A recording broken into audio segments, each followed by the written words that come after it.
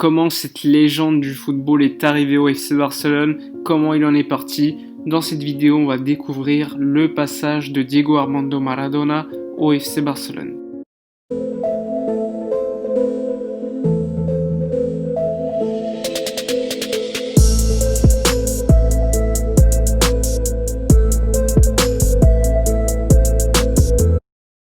Mais avant de signer au FC Barcelone en 1982, Josep Maria Minguella expliquait dans un article à Sport en 2018 qu'il avait découvert Diego Maradona en 2018, qu'il était tellement bon qu'il l'avait proposé rapidement au FC Barcelone.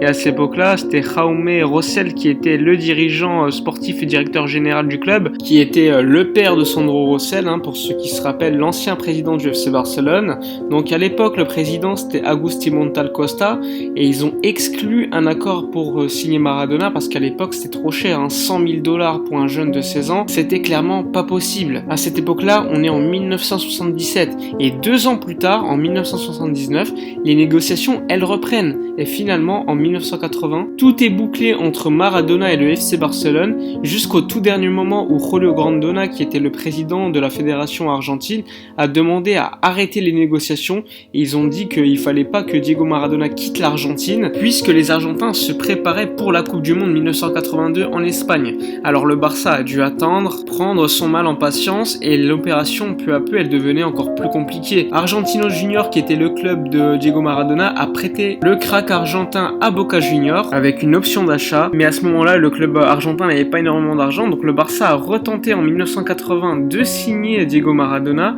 et à ce moment-là l'agent il expliquait clairement qu'il y avait un pistolet sur la table que le président d'Argentinos Juniors arborait fièrement tout en utilisant un ton menaçant. Alors évidemment le Barça à ce moment-là ils se sont retirés de l'affaire, ils ont attendu la Coupe du Monde 1982 et c'est à ce moment-là que Diego Maradona a signé pour le FC Barcelone.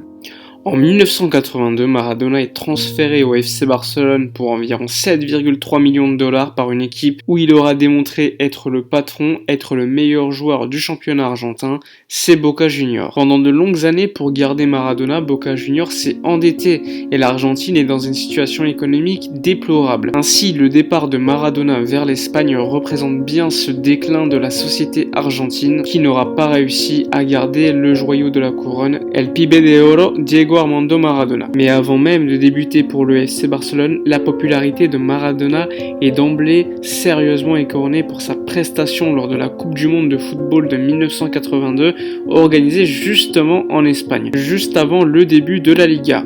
D'ailleurs, lors de cette Coupe du Monde, il sera expulsé et l'Argentine sera vite éliminée. À Barcelone, lorsqu'il arrive après de longues négociations, Diego se heurte au scepticisme d'une partie du public qui n'apprécie pas ses frasques en dehors des terrains de jeu. Une hépatite va l'éloigner des terrains en décembre 1982.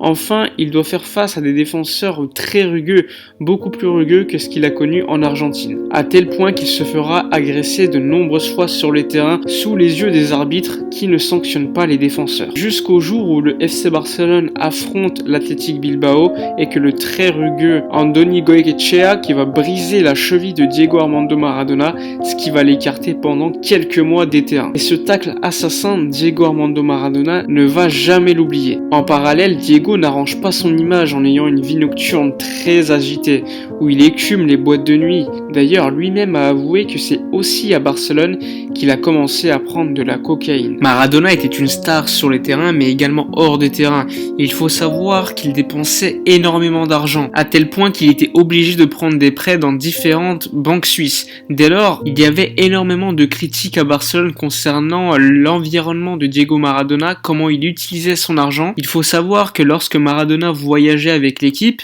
il fallait payer également le voyage pour toute la famille, pour tout le clan Maradona qui s'y représente quand même plus d'une dizaine de personnes. Mais pas que, puisqu'il fallait également payer les voyages à Buenos Aires et à force ça ne plaisait pas forcément aux supporters du Barça qui s'attendaient certes à avoir une star extravagante mais qui serait également concentrée sur le terrain, alors qu'avec Maradona il était certes bon sur le terrain mais il y avait également énormément d'extravagance autour de lui. Et comme on dit, quand il commence à avoir des problèmes d'argent, ce n'est pas forcément pour les relations contractuelles entre un club et le joueur, mais ça on le verra un peu peu plus tard dans la vidéo. Lors de cette fameuse saison 83-84, Diego Maradona amène le FC Barcelone en demi-finale de Coupe du Roi. Et malheureusement, même s'il permet à l'équipe de se qualifier vers la finale, il reçoit un carton rouge qui le prive de cette fameuse finale contre l'Athletic Bilbao. Finalement, son rouge sera retiré par la fédération espagnole. Et quand on sait ce qui va se passer par la suite, on peut se poser la question de ce qui serait passé si Maradona n'aurait pas eu cette sanction retirée.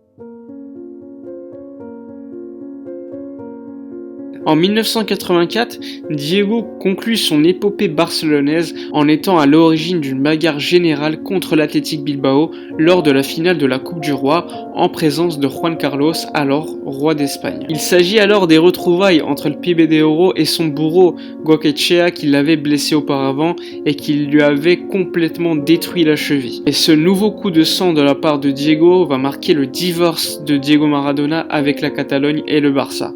Le président de l'époque, Núñez, a révélé pourquoi il a vendu Maradona. Il expliquait alors à la télévision catalane qu'il avait vendu Maradona parce qu'il ne répondait pas à l'image que les joueurs de Barcelone devaient projeter. Cette image qui doit être celle d'un athlète respectueux. Maradona, lui, avait des problèmes de drogue et d'argent. Et Núñez expliquait également qu'il avait même reçu une plainte de la police à cause de Maradona. On lui a dit de faire très attention aux problèmes de la drogue. Il avait même convoqué dans son bureau Maradona qui avait nié n'avoir pris aucune drogue. Au début, le Barça niait qu'ils allaient vendre Diego Armando Maradona en expliquant qu'ils voulaient le garder car c'est le meilleur joueur du monde. Et finalement, on s'est vite rendu compte que le Barça considérait qu'il devait y avoir des joueurs à l'image raffinée qui ne recherchent pas forcément les conflits et qui donnent une bonne image du club. ¿Tan sorprendido a declaraciones de tu presidente de la vida nocturna de Diego Armando Maradona? Eso no me interesa. Por más que digan lo que digan, yo voy a salir cuando yo quiera. Si sa bonne période barcelonaise n'est pas qu'un fiasco pour l'Argentin, il est élu meilleur joueur du championnat d'Espagne lors de sa première année catalane. Il marque 38 buts en 58 matchs, il remporte une Coupe du Roi en 1983 contre le Real Madrid. Elle est loin donc d'être la plus brillante partie de sa carrière, mais ça reste un passage au FC Barcelone plutôt intéressant, même s'il ne sera pas considéré comme Johan Cruyff ou encore plus tard Lionel Messi au sein de l'institution catalane. Après son coup de sang en finale de Coupe du Roi, Diego va partir vers le Napoli pour la somme de 12 millions de dollars, et à l'époque c'est un record mondial. Il est alors accueilli en héros, véritable sauveur du Napoli, qui a enfin un digne représentant pour représenter ce club du sud de l'Italie qui lutte contre les clubs riches du nord. Diego va marquer de son empreinte son passage au Napoli par plusieurs titres dont 2 Serie A. Il est encore aujourd'hui l'image du Napoli.